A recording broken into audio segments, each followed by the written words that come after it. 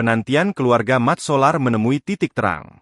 Uang penggantian atas lahan yang digunakan menjadi Tol Serpong, Cinere akhirnya diterima dari Pengadilan Negeri Tangerang, Rabu, 26 Maret 2025. Sidang penyerahan uang ganti rugi tersebut diselenggarakan di ruang sidang utama, Pengadilan Negeri Tangerang.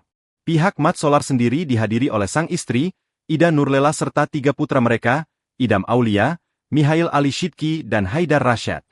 Berdasarkan surat permohonan, menimbang akta perdamaian, bahwa telah selesai persoalan hukum, maka pengadilan memberikan uang senilai 3,3 miliar rupiah pada pemohon Idam Aulia, Ida Nurlela, Mihail Ali Shidki dan Haidar Rasyad, ujar Hakim Ketua, Fahmi Imron di Pengadilan Negeri Tangerang, Rabu, 26 Maret 2025.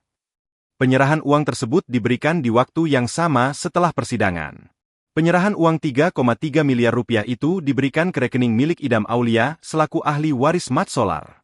Penyerahan sesuai aturan yang berlaku, Rabu 26 Maret 2025, Ketua Pengadilan Negeri Tangerang, Fahmi Imron, ujar Hakim Ketua.